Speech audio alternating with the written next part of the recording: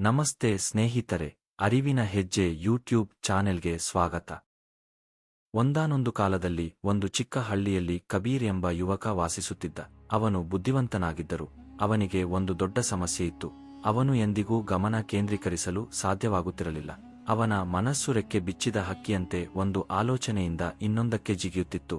ಅವನು ಓದಲು ಅಥವಾ ಇನ್ನಾವುದೇ ಮುಖ್ಯ ಕೆಲಸವನ್ನು ಪ್ರಾರಂಭಿಸಿದರೆ ತಕ್ಷಣವೇ ಆಟಗಳು ಅಥವಾ ಬೇರೆ ಯಾವುದೋ ವಿಷಯದಿಂದ ವಿಚಲಿತನಾಗುತ್ತಿದ್ದ. ಓದಲು ಪ್ರಯತ್ನಿಸಿದರೆ ಅವನಿಗೆ ತನ್ನ ಖೋನ್ ಅಥವಾ ಸ್ನೇಹಿತರ ನೆನಪಾಗುತ್ತಿತ್ತು. ಕಬೀರ್ನ ತಂದೆ ಅವನಿಗೆ ಆಗಾಗ್ಗೆ ಹೇಳುತ್ತಿದ್ದರು, ಮಗನೇ, ನಿನ್ನ ಮನಸ್ಸು ಒಂದು ಕಾಡು ಕುದುರೆ ಇದ್ದಂತೆ. ನೀನು ಅದನ್ನು ನಿಯಂತ್ರಿಸದಿದ್ದರೆ ಅದು ನಿನ್ನನ್ನು ತಪ್ಪು ದಾರಿಗೆ ಕೊಂಡೊಯ್ಯುತ್ತದೆ. ನಿನ್ನ ಮನಸ್ಸನ್ನು ಶಿಸ್ತಿಗೆ ಒಳಪಡಿಸಿದರೆ ಅದು ನೀನು ಬಯಸುವ ಯಾವುದೇ ಗುರಿ ತಲುಪಿಸುತ್ತದೆ. ಆದರೆ ಕಬೀರ್ ಅದನ್ನು ಎಂದಿಗೂ ಗಂಭೀರವಾಗಿ ತೆಗೆದುಕೊಂಡಿರಲಿಲ್ಲ. ಒಂದು ದಿನ ಗುರೂಜಿ ಎಂಬ ವೃದ್ಧಜ್ಞಾನಿ ಅಲ್ಲಿಗೆ ಬಂದರು. ಅವರು ಯುವ ಜನರನ್ನು ಯಶಸ್ಸು ಸಾಧಿಸಲು ತರಬೇತಿ ನೀಡುವ ಮೂಲಕ ಪ್ರಸಿದ್ಧರಾಗಿದ್ದರು. ಕಬೀರ್ನ ತಂದೆ ಅವನನ್ನು ಗುರೂಜಿ ಬಳಿಗೆ ಕರೆದುಕೊಂಡು ಹೋಗಿ ಅವನ ಸಮಸ್ಯೆಯನ್ನು ವಿವರಿಸಿದರು. ಗುರೂಜಿ ನಕ್ಕು ಕಬೀರ್ನಿಗೆ ಒಂದು ಚಿಕ್ಕ ಗಾಜಿನ ಲೋಟದಲ್ಲಿ ನೀರು ಕೊಟ್ಟು, ಈ ಲೋಟವನ್ನು ಹಿಡಿದು ನನ್ನ ತೋಟದಲ್ಲಿ ನಡೆಯುವಾಗ ಒಂದು ಹನಿ ನೀರನ್ನು ಚೆಲ್ಲಬೇಡ ಎಂದರು. ಇದು ಸರಳವೆಂದು ಕಂಡರು. ಕಬೀರ್ ನಡೆದಾಗಲೆಲ್ಲ ಪಕ್ಷಿಗಳು ಚಿಲಿಪಿಲಿಗುಟ್ಟುತ್ತಿದ್ದವು, ಎಲೆಗಳು ಸದ್ದು ಮಾಡುತ್ತಿದ್ದವು ಮತ್ತು ಇತರ ಮಕ್ಕಳು ಹತ್ತಿರದಲ್ಲಿ ನಗುತ್ತಿದ್ದರು. ಅವನು ಸುತ್ತಲೂ ನೋಡಿದಾಗಲೆಲ್ಲ ನೀರು ಚೆಲ್ಲುತ್ತಿತ್ತು. ಅವನು ಹಿಂತಿರುಗಿದಾಗ ಲೋಟದಲ್ಲಿ ಅರ್ಧದಷ್ಟು ನೀರು ಖಾಲಿಯಾಗಿತ್ತು. ಗುರೂಜಿ, ಇಷ್ಟೊಂದು ನೀರು ಏಕೆ ಚೆಲ್ಲಿದೆ ಎಂದು ಕೇಳಿದರು. ಕಬೀರ್, ನಾನು ವಿಚಲಿತನಾದೆ ಎಂದು ಉತ್ತರಿಸಿದ. ಗುರೂಜಿ ವಿವರಿಸಿದರು, ಈ ಲೋಟ ನಿನ್ನ ಗುರಿಯಿದ್ದಂತೆ ಮತ್ತು ನೀರು ನಿನ್ನ ಗಮನ. ನಿನ್ನ ಸುತ್ತಲಿನ ವಿಚಲನಗಳು ಜಗತ್ತಿನ ಗದ್ದಲದಂತಿವೆ. ನಿನ್ನ ಉದ್ದೇಶದ ಮೇಲೆ ದೃಢವಾಗಿ ನಿಲ್ಲುವಂತೆ ನೀನು ನಿನ್ನ ಮನಸ್ಸಿಗೆ ಶಿಸ್ತು ಕಲಿಸದಿದ್ದರೆ ನೀನು ತಿಳಿಯುವ ಮೊದಲೇ ಎಲ್ಲವನ್ನೂ ಕಳೆದುಕೊಳ್ಳುತ್ತೀಯೆ. ಕಬೀರ್ ಅಂತಿಮವಾಗಿ ವಿಷಯವನ್ನು ಅರ್ಥಮಾಡಿಕೊಂಡ. ಅಂದಿನಿಂದ ಅವನು ಸಣ್ಣ ಅಭ್ಯಾಸಗಳನ್ನು ಪ್ರಾರಂಭಿಸಿದ.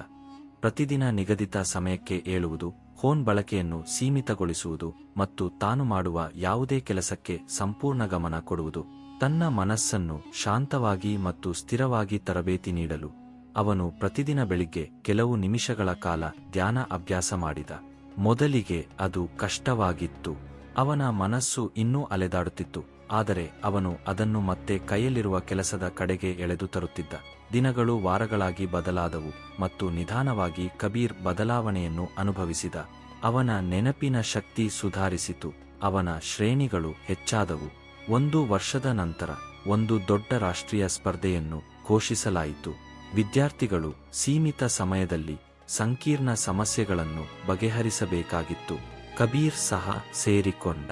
ಪ್ರಶ್ನೆಗಳು ಕಠಿಣವಾಗಿದ್ದವು ಮತ್ತು ಅನೇಕ ವಿದ್ಯಾರ್ಥಿಗಳು ಗಾಬರಿಗೊಂಡರು. ಆದರೆ ಕಬೀರ್ ಶಾಂತವಾಗಿದ್ದ. ಗುರೂಜಿ ಗಾಜಿನ ಲೋಟದೊಂದಿಗೆ ಕಲಿಸಿದಂತೆ ಅವನು ಒಂದೊಂದೇ ಪ್ರಶ್ನೆಯ ಮೇಲೆ ಗಮನ ಕೇಂದ್ರೀಕರಿಸಿದ. ಫಲಿತಾಂಶ ಬಂದಾಗ ಕಬೀರ್ ವಿಜೇತ ಎಂದು ಘೋಷಿಸಲ್ಪಟ್ಟ. ಎಲ್ಲರೂ ಅವನಿಗೆ ಹರ್ಷೋದ್ಗಾರ ಮಾಡಿದರು ಮತ್ತು ಗುರೂಜಿ ಹೆಮ್ಮೆಯಿಂದ ನಕ್ಕರು. ಕಬೀರ್ ಒಂದು ವಿಷಯವನ್ನು ಸಾಬೀತುಪಡಿಸಿದ್ದಾನೆ.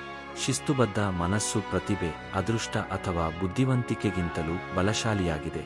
ಅಂದಿನಿಂದ ಕಬೀರ್ ತನ್ನ ಮನಸ್ಸನ್ನು ಗೆದ್ದ ಹುಡುಗ ಎಂದು ಹಳ್ಳಿಯಲ್ಲಿ ಗುರುತಿಸಿಕೊಂಡನು. ನೀವು ಇಂದು ಸ್ವಲ್ಪವಾದರೂ ಪ್ರೇರಣೆಯ ಕಿಡಿ ಅನುಭವಿಸಿದ್ದರೆ ಅದನ್ನು ಕಳೆದುಕೊಳ್ಳಲು ಬಿಡಬೇಡಿ. ಈ ವಿಡಿಯೋವನ್ನು ಇಷ್ಟಪಡಿ. ಯಶಸ್ಸಿನ ಹಾದಿಯಲ್ಲಿ ಕೇವಲ ಹುಟ್ಟಿನಿಂದ ಬಂದ ಪ್ರತಿಭೆ ಅಥವಾ ಆಕಸ್ಮಿಕವಾಗಿ ಒಲಿದ ಅದೃಷ್ಟವಷ್ಟೇ ನಿರ್ಣಾಯಕವಲ್ಲ. ಅದಕ್ಕಿಂತಲೂ ಮಿಗಿಲಾದ ಶಕ್ತಿಯೆಂದರೆ ಶಿಸ್ತುಬದ್ಧ ಮನಸ್ಸು. ನಿಯಂತ್ರಣವಿಲ್ಲದ ಪ್ರತಿಭೆಯೂ ವ್ಯರ್ಥವಾಗಬಹುದು ಮತ್ತು ಅದೃಷ್ಟವೂ ಶಾಶ್ವತವಾಗಿ ಉಳಿಯುವುದಿಲ್ಲ. ಆದರೆ ಶಿಸ್ತಿಗೆ ಒಳಪಟ್ಟ ಮನಸ್ಸು ತನ್ನ ಗುರಿಯ ಮೇಲೆ ಅಚಲವಾಗಿ ಗಮನ ಕೇಂದ್ರೀಕರಿಸುತ್ತದೆ, ವಿಚಲನಗಳನ್ನು ಮೀರಿ ನಿಲ್ಲುತ್ತದೆ ಮತ್ತು ವೈಕಲ್ಯಗಳನ್ನು ಕಲಿಕೆಯ ಮೆಟ್ಟಿಲುಗಳಾಗಿ ಪರಿವರ್ತಿಸುತ್ತದೆ. ಇಂತಹ ಮನಸ್ಸಿನ ದೃಢ ಸಂಕಲ್ಪವು ನಿರಂತರ ಪ್ರಯತ್ನ, ಸಮಯಪಾಲನೆ ಮತ್ತು ಏಕಾಗ್ರತೆಗೆ ಆಧಾರವಾಗಿದ್ದು, ಇದು ಅಂತಿಮವಾಗಿ ಯಾವುದೇ ಸವಾಲನ್ನು ಗೆಲ್ಲುವ ಸಾಮರ್ಥ್ಯವನ್ನು ನೀಡುತ್ತದೆ. ಆದ್ದರಿಂದ ನಮ್ಮ ಮನಸ್ಸಿಗೆ ಶಿಸ್ತು ಮತ್ತು ಸ್ಥಿರತೆಯನ್ನು ಕಲಿಸುವುದೇ ನಾವು ಸಾಧಿಸಬಹುದಾದ ಅತ್ಯಂತ ದೊಡ್ಡ ಸಂಪತ್ತು ಮತ್ತು ಶಕ್ತಿಯಾಗಿದೆ.